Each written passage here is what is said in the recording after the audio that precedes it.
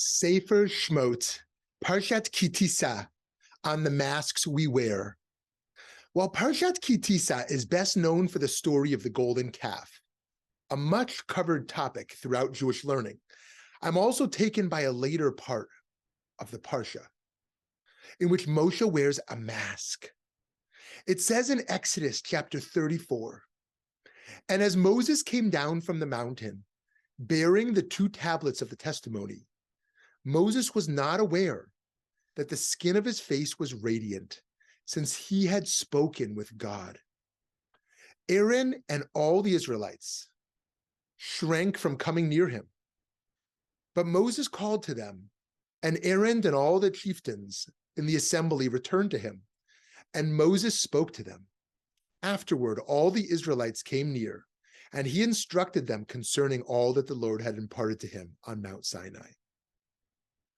And when Moses had finished speaking with them, he put a mask over his face. Whenever Moses went in before the Lord to converse, he would leave the mask off until he came out. And when he came out and told the Israelites what he had been commanded, the Israelites would see how radiant the skin of Moses' face was. Moses would then put the mask back over his face until he went in to speak with God."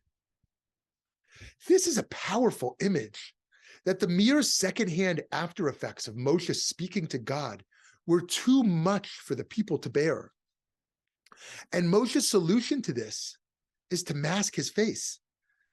When I think of Jewish masks, the first thing that comes to my mind, of course, is the holiday of Purim, on which it is customary to dress up as someone else. This is more than just a fun children's activity, though. Rabbi David Wolpe wrote for the website My Jewish Learning, "Revelation through disguise is part of the Purim message. Haman pretended to be a faithful advisor to the king, and in that false role showed his true colors as a hater. Esther pretended to be a simple subject who loved the king, and in that role was unveiled as a savior of her people. Perhaps most hidden of all in this story is God, whose name is not mentioned in the scroll of Esther at all, but whose presence is felt throughout the miraculous tale."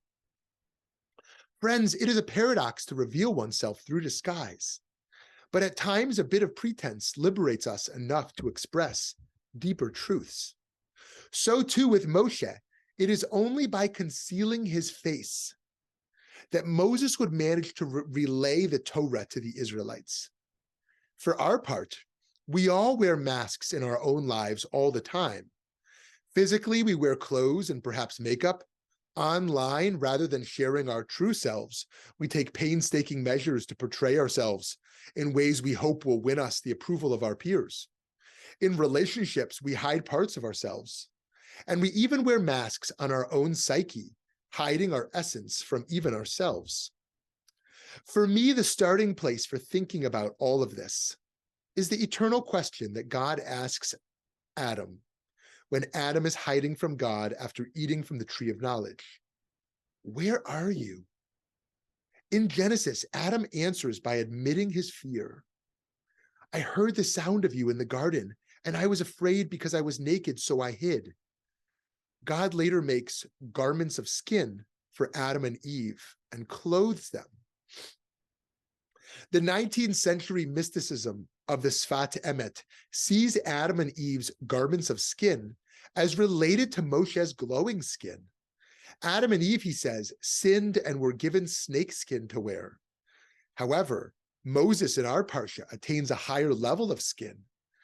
The Sfat Emet writes, he so redeemed skin that he was lit up through the shining speculum rung. In our time, Rabbi Arthur Green explains the Sfat Emet, saying that the truest primordial self is clothed in the light, that when Moshe radiated with it, the Israelites needed him to cover it with an earthly mask. Green writes, "Here the wordplay between the Hebrew or and or, meaning skin and light, becomes the vehicle for a profound assertion of ancient Hebrew myth that behind and within the person of flesh there lies another self, one dressed only in pure light.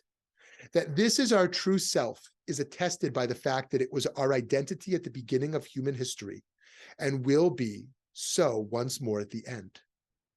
However, it is the reality of this life that this primordial and messianic light rarely shines through.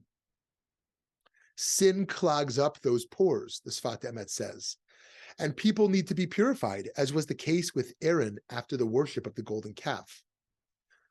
Our task then is for each of us to do the work of trying to reveal our own purest, inalterable self. We can be asking ourselves, when are we wearing masks? When we are clogging the pores of our spiritual skin and blocking the divine light?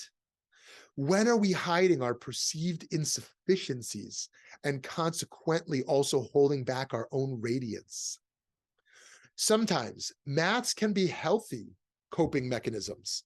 Each of us has our own insecurities, deficiencies, and worries, and we try to hide them and cover them up. This can be helpful to have ways to protect ourselves from the world. And yet we have the spiritual opportunity to take our masks off before God and paradoxically reveal our vulnerabilities and insufficiencies, while simultaneously affirming that as God's creation, we are sufficient, adequate, and radiant. Further, we have the challenge of revealing the garments of light in others.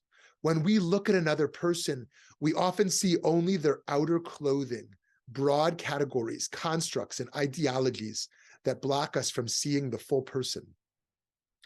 By seeing beyond these exterior simplifications, such as titles, positions, partisan labels, religious denominations, and by removing our own barriers to being seen, we can move everyone closer to becoming the people clothed in light and truth that we were created to be. Shabbat Shalom.